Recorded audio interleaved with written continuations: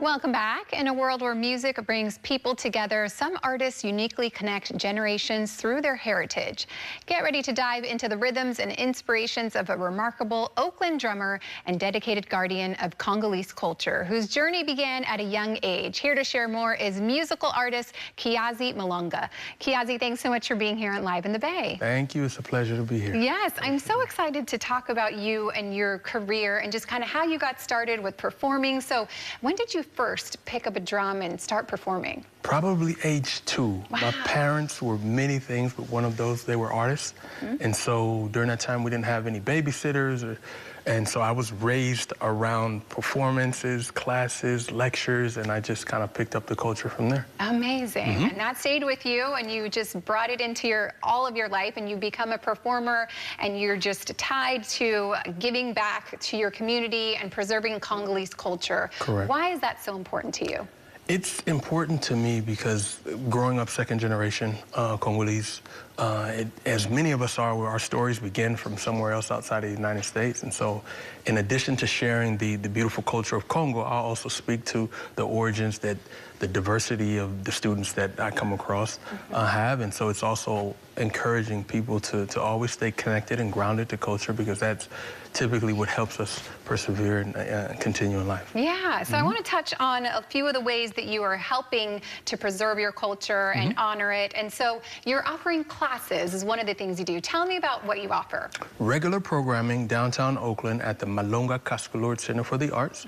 On Saturdays, we have from 11:30 to 2:30 drum classes and dance classes that are open to all ages, all students or people that enjoy physical activity and art forms, and that happens on a weekly basis. And what do you see from your students who participate and learn and just experience the music with you?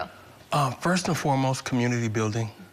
We learn, as I mentioned, about Congolese culture, but we also learn about self and just culture in general, because there's so many overlaps and similarities that we all have to share. So it's me sharing Congolese culture, but I also receive a lot from the students. So it's just a great experience. Amazing. Well, another amazing experience that you just had recently was taking a big trip and taking a group out to go dive a little bit deeper. So tell me, where did you go and who did you bring? So first and foremost, the curated trip is called Embrace Congo. Embrace Congo is a 10-day full immersion trip to Congo-Brazzaville, which is the smaller of the two Congos, where we were able to take 17 cohort members that were interested and got a chance to experience dance, drum, culture. We did a Congo River tour. We had lectures throughout the city. We were able to travel to the countryside and the village as well, in a way to just really bring the culture that we're sharing here in the Bay in the United States a step closer, actually. What did you hear from everyone who went on this trip as far as how it touched them and what they learned? It was a really, really life-changing experience for many of us. A lot of us have connections to Congo that we don't realize are there. Typically, as you mentioned earlier in the show, cell phones being something that you couldn't live without. And so that was also part of the trip, me having a degree from Stanford and also having a master's degree in natural resources and sustainable development. We were also touching on the current contributions and struggles that are experiencing in Congo from the illegal mining.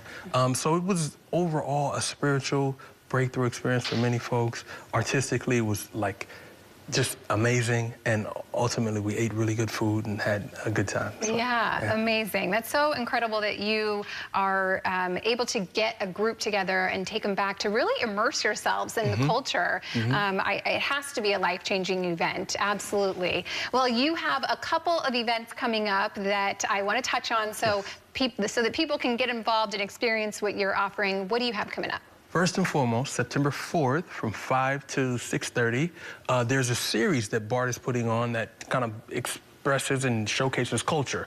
And so I'll be along with the group Foiria Congo, which is a group that my father left. He's passed on, but we're still continuing the legacy. We're performing there September 4th from 5 to 6:30. And then on the 8th, which is a Sunday, World Arts West, which is an organization that I am on the board of, has a dance festival at the Tunnel Tops. So it's a Sunday. It's an all-afternoon festival. And so just in case Wednesday doesn't work, come check us out at the Tunnel Tops on September 8th. Absolutely. And one other thing that you're doing recently, and maybe you have some more events coming up, but you partnered with Mr. Fab. Mr. Fab, he's been in our show a couple of times, and you have worked with him and helped with music therapy. Tell me about that and how that's working. Well, it's a great partnership. It's a great partnership because music is healing.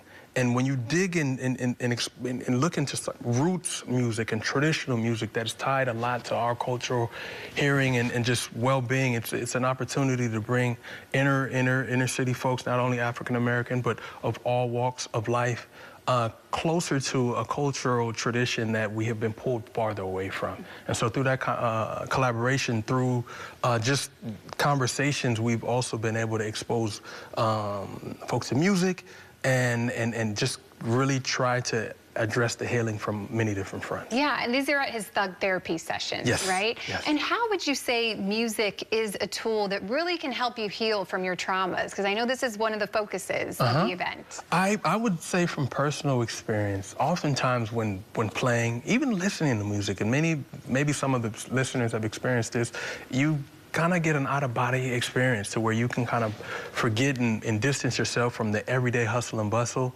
And it kind of gets you to a spiritual healing point to where most times you feel rejuvenated, you feel alive more after experiencing that. And so when you couple that with the history and the richness of the Congolese culture and the drum that's healing, it just really can do a lot in terms of that. Yeah, that's amazing. I love that you're giving back in so many different ways. And I have one final question for you. Yes. What's next for you in your music career and performing? I am, as a traditional artist, I have an album that came out too in March. I forgot to mention. Congratulations. No, thank you. It's continuing to spread the culture. I am interested in many collaborations to introduce the ngoma, which is the instrument that I play, collaborating with many different types of music. So as I mentioned, there are 2 performances that I have upcoming. We're looking to do Embrace Congo 2025 for the summer, so be on the lookout for that.